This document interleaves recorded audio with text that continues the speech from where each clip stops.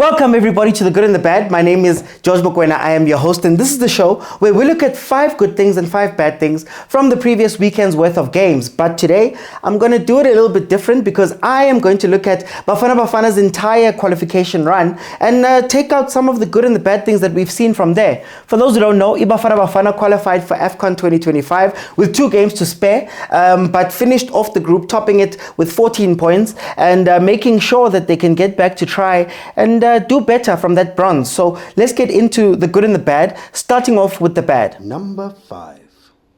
If you know me and you followed me, you know that I have one gripe with Hugo Broos. The only problem I have with Hugo Broos in this time is the squad composition, the way that he puts the squad together. And it's not necessarily to speak about the starting lineup, but for the rest of the players. I worry that we're not grooming enough players that are ready to come in for Bafana Bafana, that they're not getting enough games, whether it be friendlies or dead rubber games like the South Sudan game we had last night. I worry that some of the guys that we've brought along for about 2 years have been sitting there and I guess they're not good enough to come in, but they're great people in the dressing room. And where these things started showing is in the little things, like for example, we're playing these games where we've already qualified, and you look at a Nico Mobi, and Nico Mobi can't make it onto the pitch. Umorena and Mudau have covered up that side, and he still has been with the national team for so long, yet if you look at the actual game time, it's been very little. I wonder if that space can't be used for a youngster, can't be used for better players to come in, or better players to be in the national team in order to make sure that there's a certain quality. Another game where these things played out was with Uveli Motwa, who had been the goalkeeper who had been brought with the Bafana Bafana for a very long time. Now, I don't want to speak too badly about Uveli Motwa as a player. I think he's an incredible person. I think he's done well at Amazulu, but I think the game against Uganda maybe showed that either he's not ready to come onto the pitch, which is an issue because he's been part of that national team setup for a very long time, or he just wasn't at the level. And I think the one thing that I'm glad about with these things that have happened and some of the unfortunate injuries that we've had, not to say that the injuries are good, but it's open up some spaces for new players to come into the team. So now we're seeing that maybe Williams' deputy should be Chain, and Chain should be followed by Sage Stevens, for example, who made his Bafana Bafana debut. Those are the informed goalkeepers outside of Uveli Motwa and Goss, for example, who also made a mistake versus Andorra, I think it was, in the game that he played. So I think Hugo Broos has to now look at his team and say, if I'm bringing people on for the long haul, for the long run, I need to make sure that when my defenders get injured, I can call on Usbisi. I need to make sure that when my right back or left back is missing, I can bring on Inyuko Mobi. Because the last thing you want to do is to have these players who have been traveling with Bafana Bafana for such a long time, right? But they have as many caps as a Khanye Mayu, for example. And can those other squad places be used better to either bring in ready players or make sure that you're bringing in youngsters who are being groomed and brought into the national team setup so that later on it's not that much of a big jump between coming from your club and then playing. If you think about the risk we took with Talent Mbata, starting him after he had not played for the national team, I think we need to minimize those type of things. Number 4.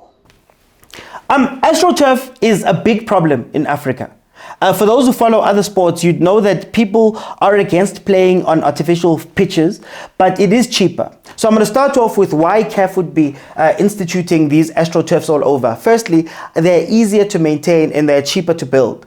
But the problem with AstroTurf is that, number one, majority of those players that are playing these AFCON qualifiers don't play on AstroTurf. A lot of the people that we saw when we went out to play both South Sudan, both Congo, those players play overseas or don't play in Africa necessarily. So they're also not part of that AstroTurf.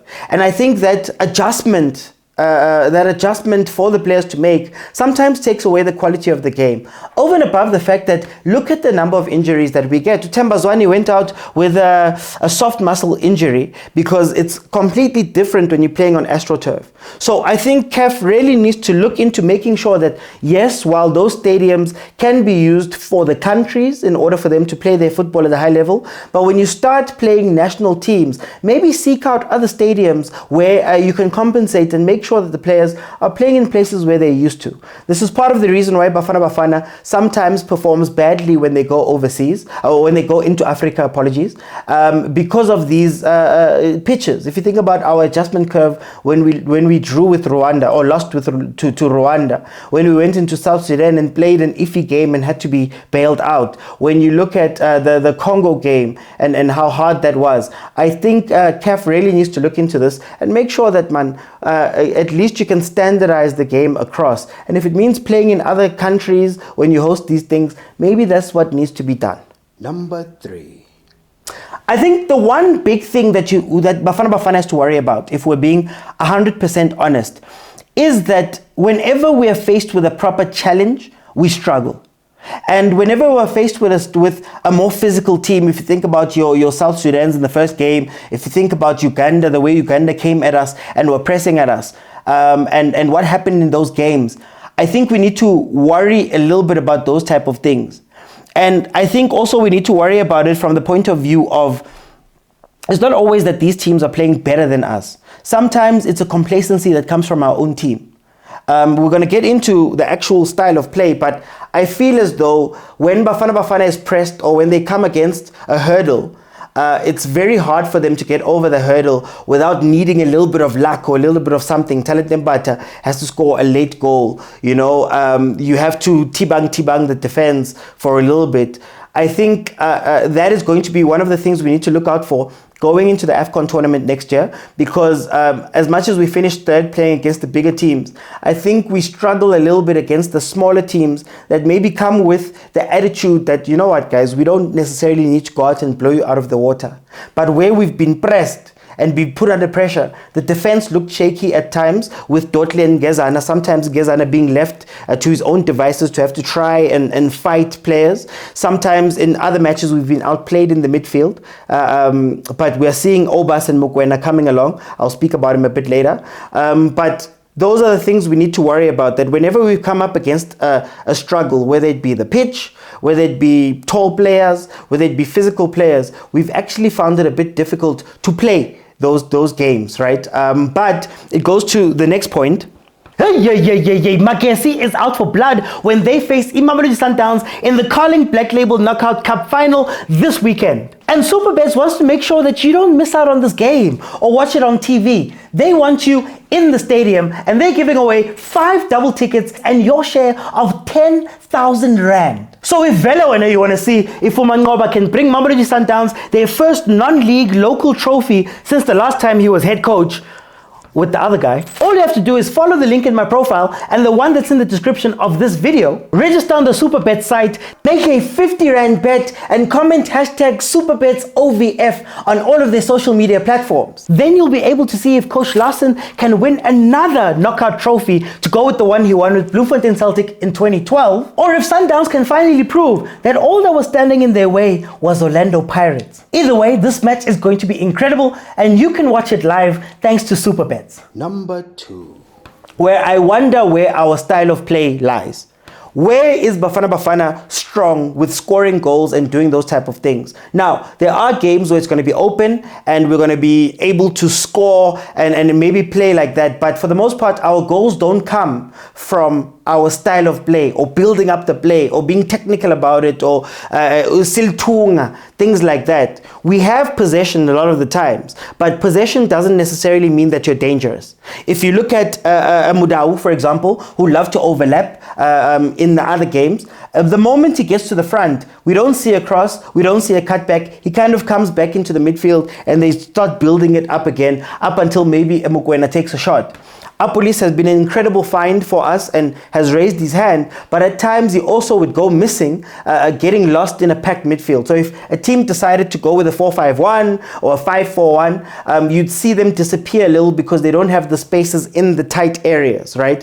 I think Bafana Bafana has looked its greatest on transition, has looked its greatest when the defense is facing its own goal, chasing the game, and they can then maneuver between those spaces. But when we have teams that are set, we tend to play the ball a lot more in non-dangerous situations. So I think Bafana Bafana maybe needs to find its identity in terms of how we're going to score goals. Now, these are things that may be rectified going forward, because as we saw in the South Sudan game, for example, where Elias Mokwena was struggling with playing with Motaung pushing into his space, we saw Morena and Motaung switching places and actually allowing each other space. So the first half of the Sudan game, you'd see Morena pushing forward, and what I like about him is that when he gets into those advanced places on the wing, he crosses, he cuts back, he shoots, he's more active. But I think I was more impressed with the way that they switched.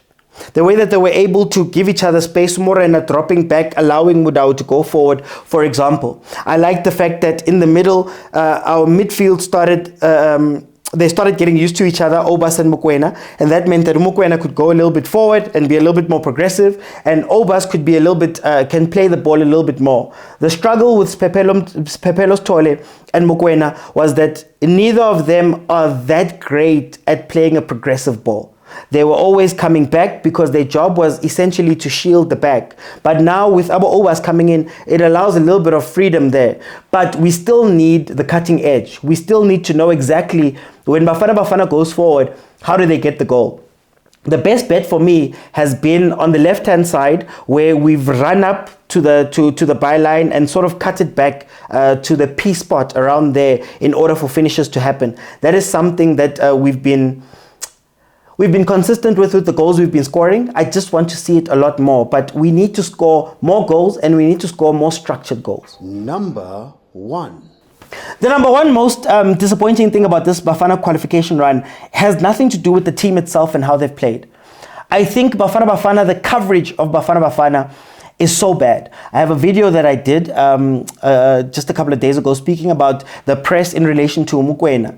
But so many times we don't necessarily know how to feel about Bafana Bafana because their games are not highlighted, their performances are not highlighted, their achievements are not highlighted. And it ends up becoming drama. It's drama between Mokwena and Manqoba that is highlighted. Then it becomes drama between Bruce and Manqoba that's highlighted. Then it becomes Mokwena coming back and saying something that's highlighted. Every time we speak about Bafana Bafana, it's spoken about from a drama perspective, and I think it robs the country from actually realizing how good this team has been over the past few years under Hugo Bruce. And that's something that we need to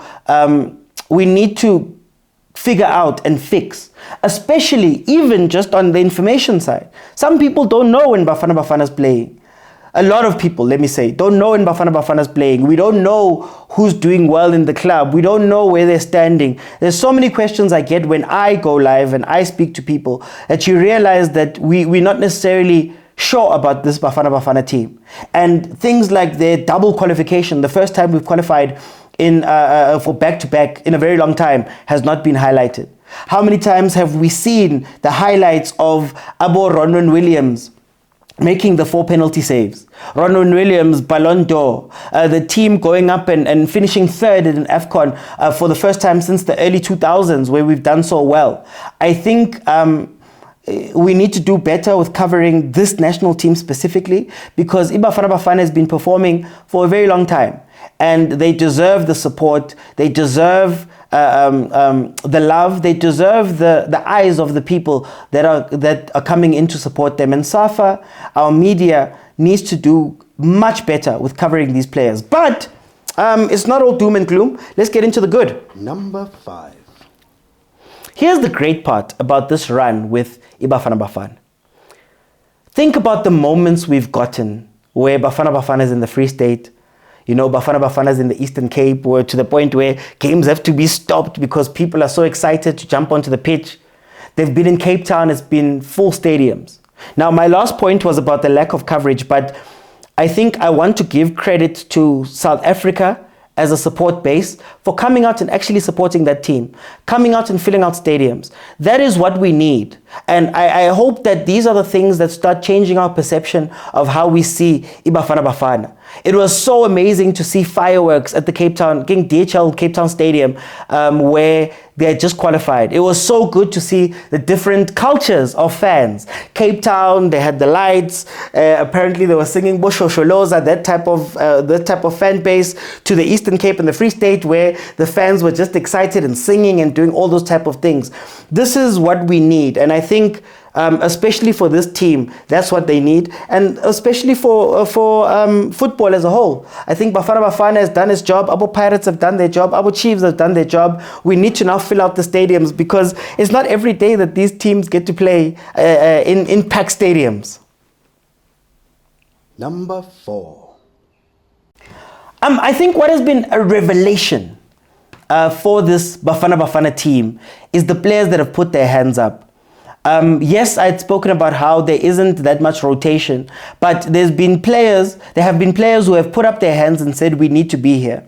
You can point to an Apolis who came in and from Polokwane City, and maybe he was a little bit shaky at the beginning, but throughout this, he has been one of our standout players, finding that position as an 8-ish wing. It's like an 8 wing type of thing, where he is in charge of the final ball. He gets the ball, he plays, he's the one that makes them tick up front.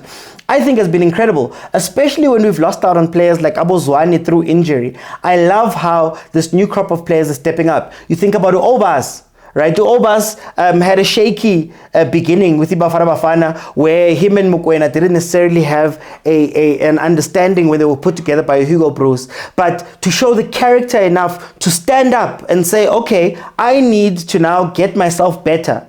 And it's translated to Sundowns, and from Sundowns back to the national team, that those two are now playing at a very high level. Obas controls the game so well from the deep lying playmaker position, and I think he's been incredible. When we speak about our defense, Dotli and Gezana are coming in at a time when people are injured, and Dotli showing his class. And actually, him and Gezana, yes, there were times where maybe their positioning was off a little bit, but him and Ngezana have been strong. Ungezana has been playing one-on-one, basically, and winning those balls back and playing amazingly. That is incredible. Not to mention Abo Talentembata, who've come in and saved us a couple of times. Abo Mfukeng, who look good when they come in. Abo Tito. Tito yesterday was played as a second striker. But the way that he played and the way he made himself available and how he was willing to go get the ball and play the ball. I love that there's a new crop of players, or not even a new crop of players. I love that we're expanding the type of players we're getting in, the type of people we're playing, because that is where a national team is strong. A national team is not a club team where you have to wait for a transfer window. You have to pick the best guys and bring them in. And I'm so excited as to some of the players who are now showing that maybe you don't even have to go overseas. Think about how that team is made up of players that ply their trade in South Africa, and how incredible that is to have created a team that's strong. So that is incredible. On top of that, Number 3. the youngsters, Abo Rile, Abo Talentembata, that have come in, Abo Luke Leroux, that have come into this team and have shown that the future is safe with them. I love the fact that Urile, number 10, he comes in and he mesmerizes all the time. The confidence he has, the readiness. And it points to this renaissance, this new group of youngsters that's coming up. Abo Rile, Abo Mbata, Abo Shabalala, Abo Litlaku, Abo Mapena, Abo Vilakazi, Abo Puso Ditejane, Abo Campbell, who's gone overseas. The future really is bright, and to watch these guys coming in and actually playing at a high level, I think that is incredible. Now it's up to Hugo Bruce to really figure out how he's going to bring these players in, how he's going to integrate them into the team and make sure that they're ready come the time when they need to be called upon. Because remember, we're trying to go for the World Cup. And when we get to the World Cup, now I think our eyes are opening and we're starting to see that there's options outside of Uzwane. As much as we love Utemba Zwane and he makes us tick, there's options outside of him. There's other players, Abo Pasadine, Abo Titus, Abo Luke, Abo Apolis, players that maybe in previous times were not going to be chosen to play in these teams. But now we are seeing that the PSL actually has a lot of sleeper players, and maybe Hugo Broos needs the biggest amount of credit for spotting these players. I know there's an idea that Mamelodi Sundowns players are the backbone, and the Sundowns players are the guys that have been carrying the team, which is true. But don't forget that a lot of these players were found by Bruce even before they popped off. Abo Obas Laba were found by Bruce. Bruce gave Abo Obas chances before he even left and went to Sundowns, for example. Abo Reinas, these type of players that I think Bruce doesn't get, Bruce and his team don't get enough credit for going out and actually finding these players. So I think that is incredible, and I'm looking forward to seeing more youngsters. Adams will probably come back when his disciplinary stuff has passed on. He's probably going to come back, and we'll see a very strong Bafana Bafana team in the next 2 or 3 years going forward. Number 2. It doesn't matter if you find wrongs with the Bruce. It doesn't matter if you question and critique the play. It doesn't matter if you question and critique the personnel or his squad makeup or the way that Bafana Bafana approaches games. It doesn't matter anymore. The biggest thing that Hugo Broos has brought is an attitude. Those Bafana Bafana teams are now capable to take losses and make them draws, where they've played badly and get a draw. They're able to take draws and make them wins. And that is such an incredible quality for a national team to have. I don't think we understand how important it is. Hugo Broos went to an AFCON and finished 3rd. Not because we had the best players or we had the best play, but there's a never say die attitude that is given to this team. There's a belief that, runs through this whole team that you see on the pitch in games. Guys, these are pretty much, a lot of these players are the same players we've always had access to. A lot of these players were doubting. How many times have we had to look overseas in order to go get players and bring them in? Look at what happened now, topping the group. Having played tough games versus South Sudan. Having played tough games versus Uganda, tough games versus Congo. And yet we still stand strong and qualify with 2 games to spare. That is this Bafana Bafana that has come in and has started playing. I love the fact that Hugo Broos has a stubbornness about him, where it doesn't matter what we're saying, where it doesn't matter what noise we're making, what other coaches are saying, what fans are saying. We need to bring in a local coach. So why would he pick that player? Why doesn't he do this? Why? And all he does is win and get result after result after result. And this qualification finally showed. Guys, think about all of the Bafana Bafana teams that we've had, let's say post 2006. Let's say 2002 even, when we qualified for South Korea. 2002. Meluminye, you gotta sit and your heart must beat in your throat because you're not sure whether Bafana Bafana could qualify for AFCON. And now we've done it twice in a row. And now you can see in some of these games and in some of our performances as Bafana Bafana that this team is one of the premier teams in Africa. Do we have our problems? For sure. But just look at the results. When we come out and we criticize, when we come out and we hold Hugo Broos over the fire, when we are making fun of him and talking about the different things we want, yes, funutito angene, we want this, we want that, we want that. Can we keep in mind that the results are the results?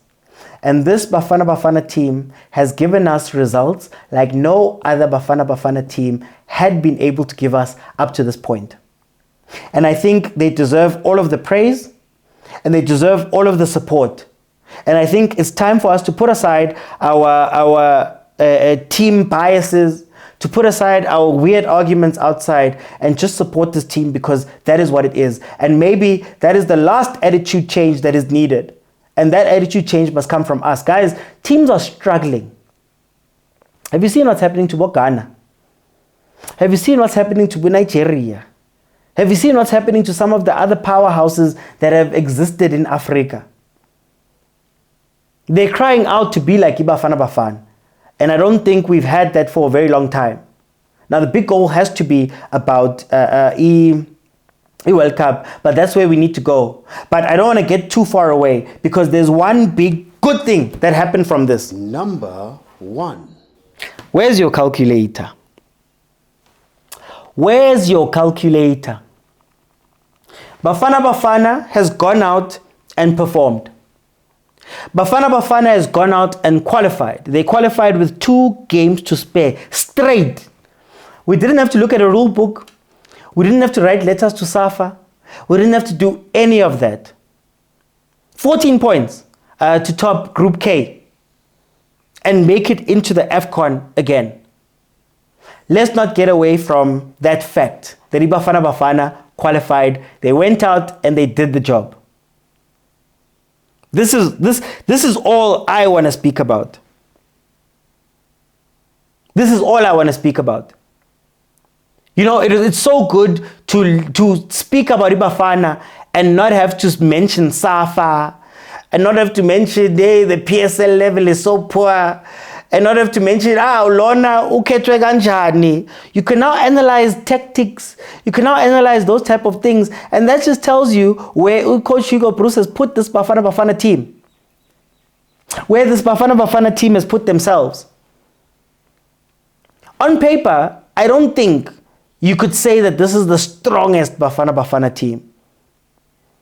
On paper, when you measure them versus the 2010s, when on paper, Abo Dikhashwe, Abo Tiko, Abos Piwe Shabalala, Abos Banban, Abo Kune, they danced in a stadium only to find out that they didn't qualify.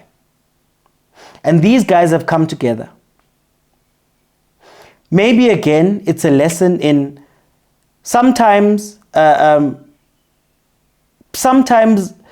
you know, the brotherhood of a team, the togetherness, the connection of the team, the way they celebrate, cutting cakes for Abu Tito after he scored his first goal, standing up for each other, the way that they treat each other, the way that they speak on things. This team is greater than the sum of its parts. You can have the greatest players and put them together, but it doesn't mean they're going to win. But this one has been able to go out and win. They've been able to look Abo Morocco in the eye and win. They've been able to go down to the wire in games with teams that have been historically better than us and win. Imagine what this qualification looked like pre-Bruce. How we were all stressed, how we were all worried, how we'd all be saying, even though South Sudan is ranked, I think, 175 or something like that in the world, we have to look out for them. Abo Congo Brazzaville, we have to look out for them. And where we are right now. So kudos to the boys, kudos to the coach. And that has been the good and the bad for Bafana Bafana qualification. Let's love this team. I'll see you on the next one.